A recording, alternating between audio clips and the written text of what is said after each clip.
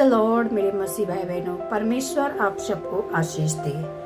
तो हम आज का वचन में देखेंगे कि पुराने नियम में जब किसी से पाप हो जाता था तो उसकी कितनी बड़ी सजा और कैसे सजा देते थे। आप पुराने नियम में जाके पढ़िए कि यहोशू की किताब अध्याय नंबर 7 में आप अच्छे से पढ़ सकते हैं कि जब इजरायलियों को अर्पण की वस्तु का उन्होंने लालच किया तो यहोवा परमेश्वर ने किस प्रकार उनके पूरे परिवार को और उनके सारे पशु को परिवारों को कैसे इकट्ठा करके सारे इजरायली लोगों ने उन पर पथराव किया था। तो जब आकान ने गोत्र यहूदा के वंश का आकान ने जब ये अर्पण की वस्तु का लालच किया, 100 शकेल सोने की ईंट का और 200 शकेल चांदी का और एक सुंदर वस्त्र का जब यहूदा के गोत्र आकान ने इसका लालच किया तो परमेश्वर ने उसको कितना बड़ा दंड दिया। अगर इसको देखते हुए अगर आज हम अपने जीवन को जांचें परखें देखो तो हम हर दिन पाप करते हैं, हर दिन झूठ बोलते हैं, किसी की वस्तु का लालच करते हैं और फिर बार बार देखिए कि हम माफी भी मांगते हैं परमेश्वर से और प्रभु माफ भी कर देता है। लेकिन मेरे मसीह भाई बहनों, पुराने नियम में और नए नियम में कितना बड़ा अंतर हो गया है।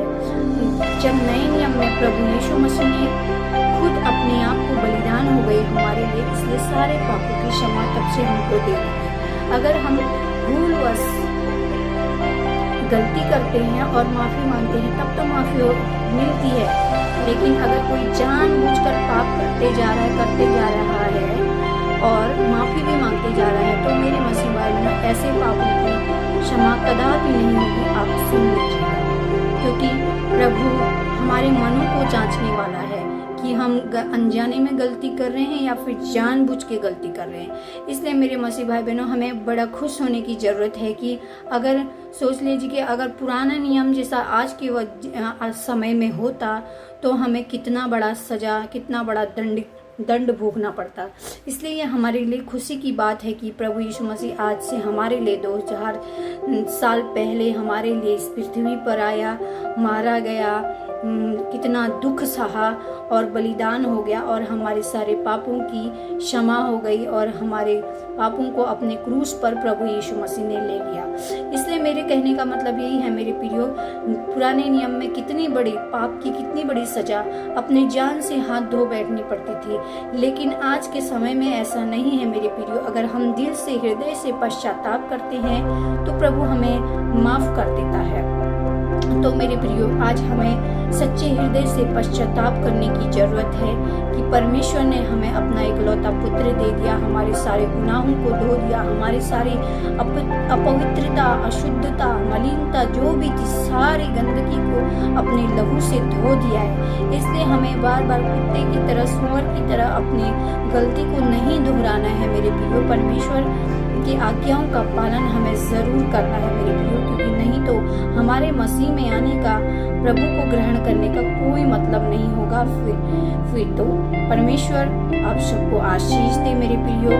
अगर आज आप मेरे इस वचन को सुन रहे हैं तो जरूर ग्रहण करें। आज का ये वचन बहुत ही जरूरी है हमारे लिए। आप पढ़ लीजिएगा। पर पुराने नियम में यहोशू की किताब अध्याय नंबर 7 में किस प्रकार आकान के गोत्र को, आकान के परिवार को पथराव करके एक लालच करने के कारण पूरा परिवार मारा गया और कितनी बेरहमी से मारा गया। और आज के समय में अगर हम कितने प्रकार के पाप करते हैं, उससे भी बड़े बड़े पाप करते हैं, लेकिन प्रभु हमारे पापों को क्षमा कर देता है। इसलिए आज मेरे प्रियो, हमें अपनी गलती दोहराने की जरूरत नहीं है। हमें ध्यान में रखना है अपने जीवन को कि हम किस प्रकार कैसे जी रहे हैं, क्या कर रहे हैं। प्रभु हमारे सारे कामों को देखता है और प्रभु कितना परमेश्वर है। प्रभु कहता है, मैं दयालु परमेश्वर हूँ, मैं यहोवा परमेश्वर हूँ, मैं तुम्हारे हृदयों को जांचने वाला परमेश्वर हूँ। इसलिए मेरे प्रियो, आज के बाद अपने मन में यही ठान ले कि हम गलती नहीं करेंगे। अगर हमसे भूलवश जानबूझ के हम गलती ना करें। अगर भूलवश हमसे गलती हो जाती तो प्रभु हमें जरूर क्षमा कर देता है, ऐसा नहीं है। परमेश्वर दयालु परमेश्वर है, वह हमारे सारे पापों को क्षमा करता है, लेकिन हमें आज परमेश्वर के वचनों का पर चलने की आवश्यकता है। इसलिए मेरे प्रियो, परमेश्वर आपको बहुत अच्छे आशीष दे। जय मसीह की।